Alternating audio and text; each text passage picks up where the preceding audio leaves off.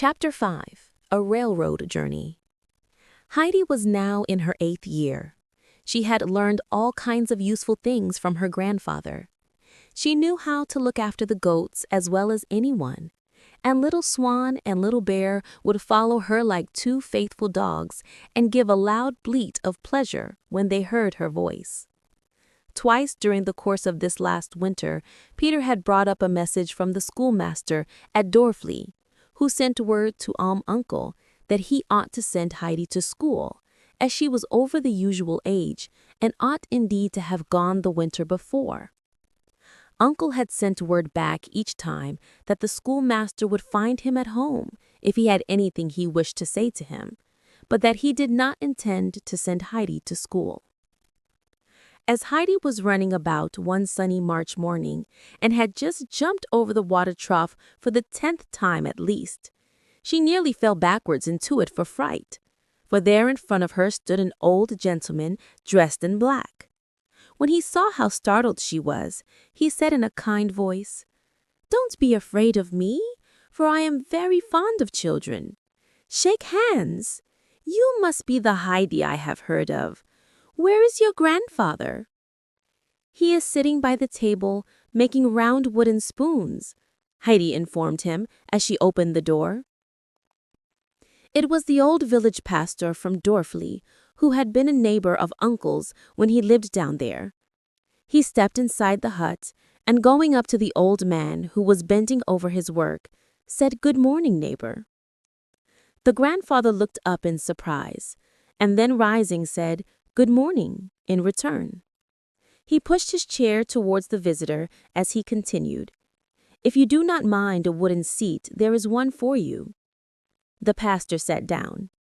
"It is a long time since I have seen you, neighbor," he said. "I think you already know what it is that has brought me here." And as he spoke, he looked towards the child who was standing at the door. "Heidi, go off to the goats," said her grandfather. "You can take them a little salt and stay with them till I come." Heidi vanished on the spot. "The child ought to have been at school a year ago, and most certainly this last winter," said the pastor. "The schoolmaster sent you word about it, but you gave him no answer. What are you thinking of doing with the child, neighbor?" "I am thinking of not sending her to school," was the answer. "How are you going to let her grow up then?" "I am going to let her grow up and be happy among the goats and birds.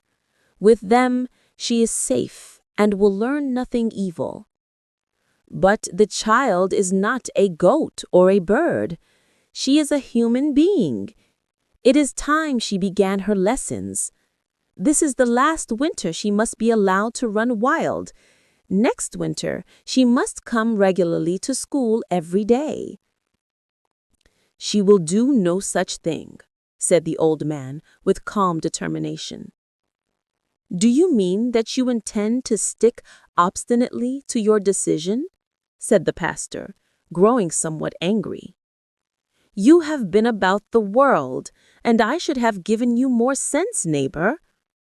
Indeed, could you expect me to send a young child down the mountain on ice-cold mornings through storm and snow, and let her return at night when the wind is raging? Have you forgotten the child's mother, Adelaide? She was a sleepwalker and had fits. Might not the child be attacked in the same way if obliged to overexert herself? And you think you can come and force me to send her to school? I will go before all the courts of justice in the country, and then we shall see who will force me to do it." "Perhaps you are right, neighbor," said the pastor in a friendly tone of voice. "If it is impossible to send the child to school from here, come down into Dorfli and live again among your fellow men. What sort of life is this you lead alone and with bitter thoughts towards God and man?" "No, pastor. As to going down to Dorfli to live, that is far from my thoughts. The people despise me and I them. It is therefore best for all of us that we live apart."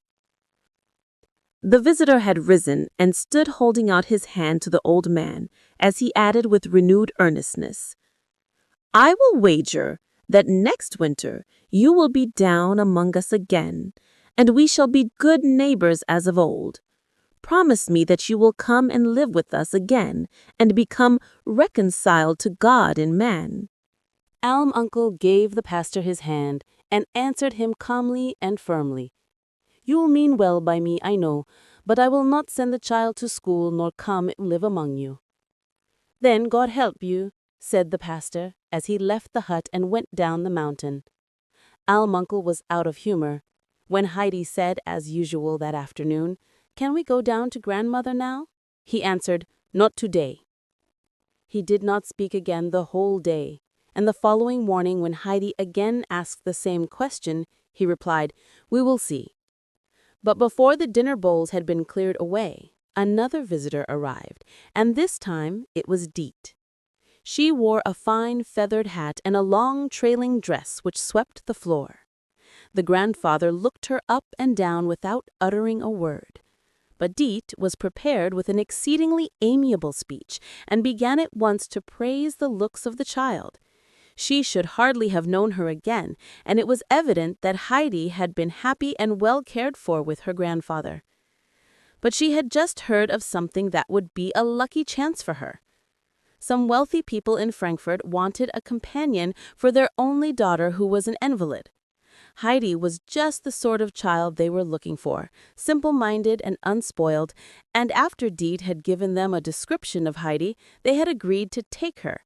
And no one could tell what good fortune there might not be in store for her. For if these rich people should take a fancy to Heidi— "Have you nearly finished what you had to say?" broke in Uncle, who had allowed her to talk on uninterruptedly so far. "Ugh!" exclaimed Deet, throwing up her head in disgust. "One would think I had been talking to you about the most ordinary matter. Why, there is not one person in all Prättigau who would not thank God if I were to bring them such a piece of news as I am bringing you. You may take your news to anybody you like. I will have nothing to do with it." Deet leapt up from her seat like a rocket and cried, "If that is all you have to say about it, why, then I will give you a bit of my mind. The child is now 8 years old and knows nothing, and you will not let her learn. You will not send her to church or school as I was told down in Dörfli, and she is my own sister's child. I am responsible for what happens to her, and this is a good opening for her. I have everybody in Dörfli on my side. There is not one person there who will not take my part against you, and I advise you to think well before bringing it into court. If that is your intention, there are certain things which might be brought up against you that you would not care to hear. For when one has to do with law courts, there is a great deal raked up that had been forgotten." "Be silent!" thundered the uncle, and his eyes flashed with anger. "Go and be done with you, and never let me see you again with your hat and feather." And with that he strode out of the hut. "You have made grandfather angry," said Heidi, and her dark eyes had anything but a friendly expression in them as she looked at Deet. "He will soon be all right again. Come now and show me where your clothes are. I am not coming." Come, you will have all sorts of good things that you never dreamed of."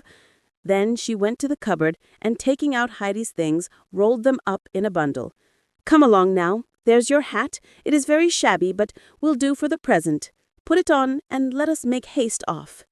"I am not coming," repeated Heidi. "Don't be stupid and obstinate like a goat. I suppose it's from the goats you have learned to be so. Listen to me. You saw your grandfather was angry and heard what he said, that he did not wish to ever see us again. He wants you to go away with me, and you must not make him any angrier. You can't think how nice it is at Frankfurt, and if you do not like it, you can come back again. Your grandfather will be in a good humor by that time." "Can I return at once and be back home here this evening?" asked Heidi. "What are you talking about? Come along now. I tell you that you can come back here when you like." Today we shall go as far as Meienfeld, and early tomorrow we shall start in the train. It will bring you home again in no time. When you wish it, for it goes as fast as the wind." They started down the mountain, and as they neared the grandmother's hut, they met Peter, coming round the corner carrying an immense bundle of long, thick hazel sticks on his shoulders. He stood still and stared at the two approaching figures. As they came up to him, he exclaimed, "Where are you going, Heidi?" "I'm only going over to Frankfurt for a little visit with Diet, but I must first run into grandmother. She'll be expecting me." No, you must not stop to talk. It is already too late," said Diet, holding Heidi, who was struggling to get away. "You can go in when you come back," and she pulled the child on with her. Peter ran into the hut and banged against the table with his bundle of sticks with such violence that everything in the room shook, and his grandmother leapt up with a cry of alarm from her spinning wheel. "What is the matter? What is the matter?" cried the frightened old woman. "She's taking Heidi away," explained Peter. Who? Where to, Peter? Where to?" asked the grandmother, growing still more agitated. But even as she spoke, she guessed what had happened, for Brigitte had told her shortly before that she'd seen Detta going up to Uncle. The old woman opened the window and called out beseechingly, Detta, do not take the child away from us. Do not take her away." The two who were hastening down the mountain heard her voice, and Detta evidently caught the words, for she grasped Heidi's hand more firmly. Heidi struggled to get free, crying, "Grandmother is calling. I must go to her." But Detta had no intention of letting the child go, and quieted her as best she could by promising that she could take something nice back to grandmother. This was a new idea to Heidi, and it pleased her so much that Detta had no longer any difficulty in getting her along. "What could I get back to her?" Heidi asked. "A soft roll of white bread. She would enjoy that, for now she is old she can hardly eat the hard black bread," answered Detta. "Yes, she always gives it back to Peter, telling him it is too hard," affirmed Heidi. "Do let us make haste, for then perhaps we can get back soon from Frankfurt, and I shall be able to give her the white bread today." And Heidi started off running so fast that Detta with the bundle under her arm could scarcely keep up with her. From that day forward, Uncle looked fiercer and more forbidding than ever when he came down and passed through Dorfli. He spoke to no one, and looked such an ogre as he came along with his pack of cheeses on his back, his immense stick in his hand, and his thick, frowning eyebrows, that the women would call to their little ones, "Take care, get out of Uncle's way, or he may hurt you." The old man took no notice of anybody as he strode through the village on his way to the valley below, where he sold his cheeses and bought what bread and meat he wanted for himself. After he had passed, the villagers all crowded together looking after him. They agreed that it was a great mercy the child had got away from him.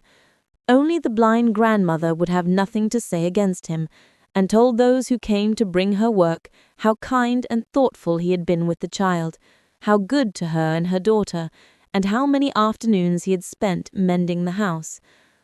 All this was repeated down in Dorfli, but most of the people who heard it said that grandmother was too old to understand, and very likely had not heard rightly what was said. As she was blind, probably she was also deaf.